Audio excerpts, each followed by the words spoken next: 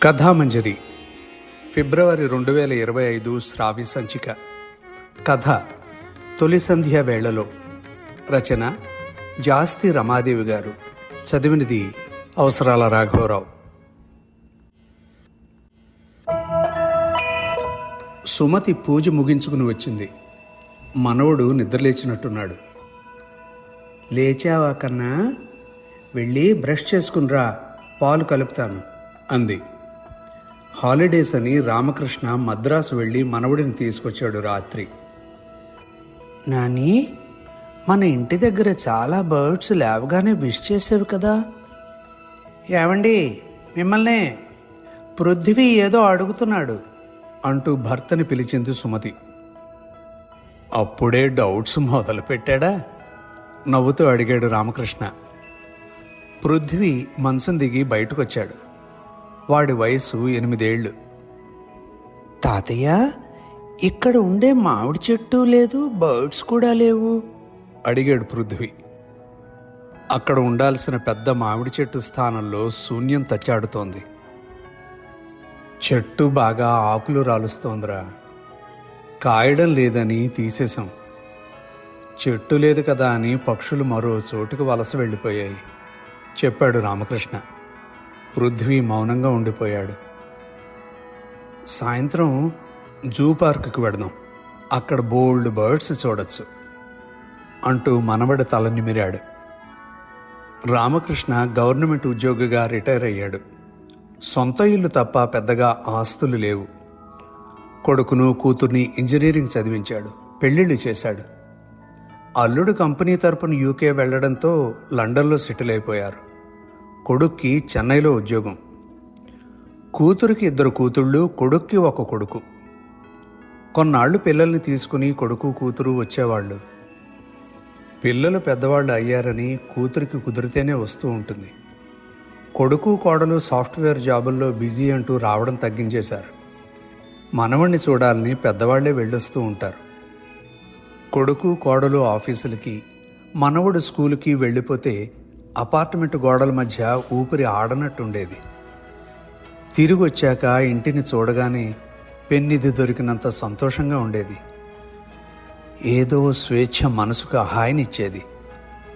మోకాలు లోతున పడున్న ఎండుటాకులు చూసి నవ్వుకుంటూ, మనం లేవని పాపం చూడు, చెట్టు ఎన్ని కన్నీళ్లు రాల్చిందో అనేవాడు. కొడుకు చిన్నప్పుడు ఆ మామిడి చెట్టుని నాటాడు రామకృష్ణ. 4 ఏళ్లకి మొదటి కాపు 25 కాయలనిచ్చింది.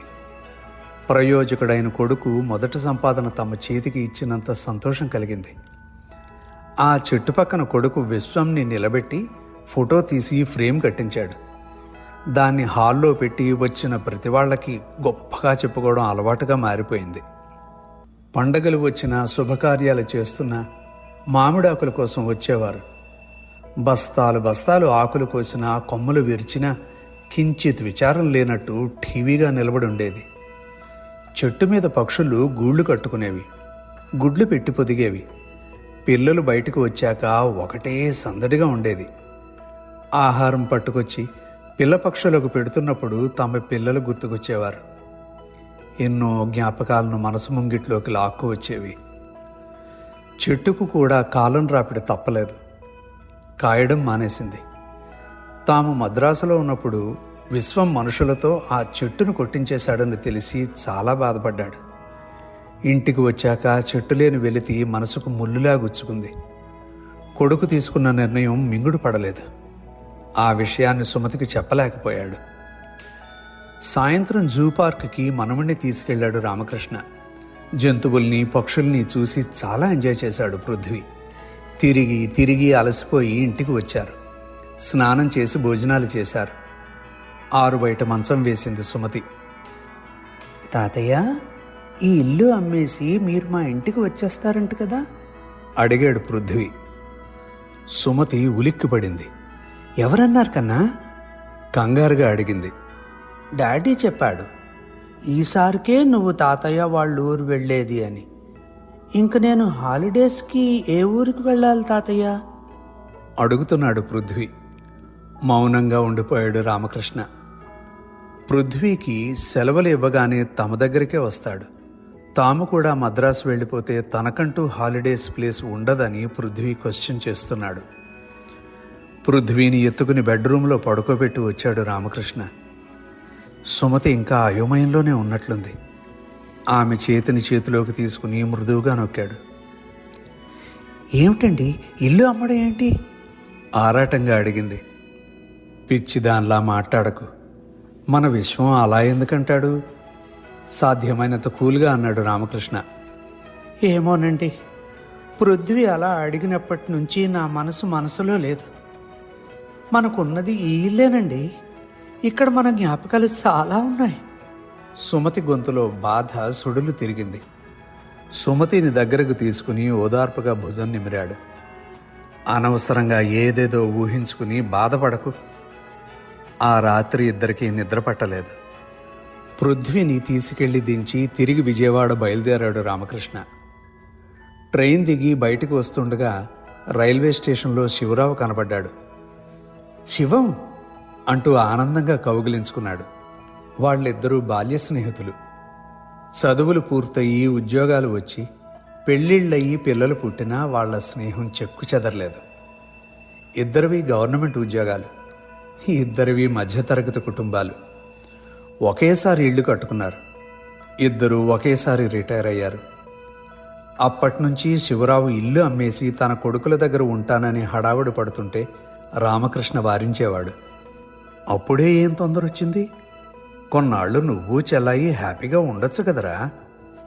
అసలైన ఆనందం పిల్లలతో కలిసి ఉన్నప్పుడే ఉంటుందిరా. మీ చెల్లాయి కూడా ఎప్పుడెప్పుడు పిల్లల దగ్గరకు వెళ్లాలని ఆరాటపడుతోంది. తేలిగ్గా నవ్వాడు శివరావు. అన్నట్లుగానే ఇల్లు అమ్మేసి కొడుకులున్న బెంగళూరుకి వెళ్ళిపోయారు.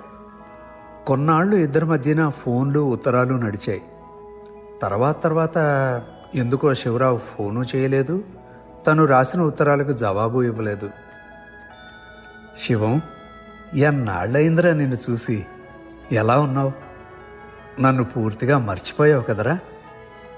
అంతలో వాటర్ బాటిల్తో వచ్చింది శివరావు భార్య అనసూయ. రామకృష్ణను చూడగానే అనసూయ కళ్ళల్లో చెమ్మ పలకరింపుగా బయటకొచ్చింది. నిన్ను మర్చిపోవడం ఏంట్రా? శివరావు బలవంతంగా నవ్వాడు. మరి విజయవాడ వచ్చి కూడా మా ఇంటికి రాకుండా వెళ్ళిపోతున్నావు కదరా? రామకృష్ణ నిష్ఠూరంగా అన్నాడు. శివరావు తలంచుకున్నాడు. శివం, పిల్లలిద్దరూ నిన్ను చెల్లాయిని బాగానే చూసుకుంటున్నారా? మీరు చెప్పినప్పుడు వినుంటే బాగుండేదన్నయ్య, అనసూయ కళ్ళు తుడుచుకుంటూ అంది. ఇప్పుడు ఎక్కడికి ప్రయాణం? అడిగాడు రామకృష్ణ. పెద్దోడు తిరుపతిలో ఉంటున్నాడు. 6 నెలలు చిన్నోడు, 6 నెలలు పెద్దోడు పంచుకున్నారురా నన్ను వాళ్ళ అమ్మ నేను. ఒక్కరోజు ఎక్కువైనా. శివరావు గొంతు మోగిపోయింది. అనసూయ సిగ్గుగా తలంచుకుంది. పిల్లలు బాగా చదివితే గొప్ప, మంచి ఉద్యోగం చేస్తుంటే గొప్ప, వాళ్ళు జీవితంలో ఎదిగితే గొప్ప, చిన్న గిఫ్ట్ ఇస్తే గొప్ప, ఫోన్ చేసి ఓ మాట మాట్లాడితే గొప్ప. ఇన్ని గొప్పలు చెప్పుకునే తల్లిదండ్రుల అభిప్రాయాలు గొప్పవి కావెందుకు? మొదటిసారి అనిపించింది రామకృష్ణకి. ఇల్లును అమ్మేద్దానన్నా, అమ్మేసి ఇక్కడ అపార్ట్మెంట్ తీసుకుందాం. మీరు మాతో ఉంటే మాకు కూడా ఆనందంగా ఉంటుందనన్నా. మామిడి చెట్టు గురించి అడిగినప్పుడు కొడుకు అన్న మాటలు గుర్తుకొచ్చాయి. ఏం కావాలి? ఏం చదువుతావు? పంపిన డబ్బులు సరిపోతున్నాయా? హాస్టల్లో భోజనం సరిపోతోందా? ఈ బట్టలు నీకు నచ్చాయా? ఈ బైక్ నీకు నచ్చిందా? ఈ అమ్మాయి నీకు నచ్చిందా? అన్నీ వాడిని అడిగే చేశాడు తను. ఇప్పుడు తననేం అడగకుండానే కొడుకు ఓ నిర్ణయం తీసేసుకున్నాడు. ఒక్కో పైసా కూడగట్టుకుని 3 గదుల చిన్న ఇల్లు కట్టగలిగాడు. ఆ ఇంటి కోసం తను సుమతి ఎన్నో త్యాగాలు చేయవలసి వచ్చింది. ఇల్లు ఇరుగ్గా ఉన్న ఎన్నెన్నో జ్ఞాపకాలను మూటగట్టి ప్రతి క్షణం తమకు గుర్తు చేసేది. ట్రైన్ రావడంతో శివరావు, అనసూయ లేచారు. మీరు విజయవాడలో ఉన్నప్పుడు మా ఇంటికి తప్పకుండా రావాలి శివం, కౌగిలించుకుని వదిలాడు రామకృష్ణ. శివరావు నవ్వాడు.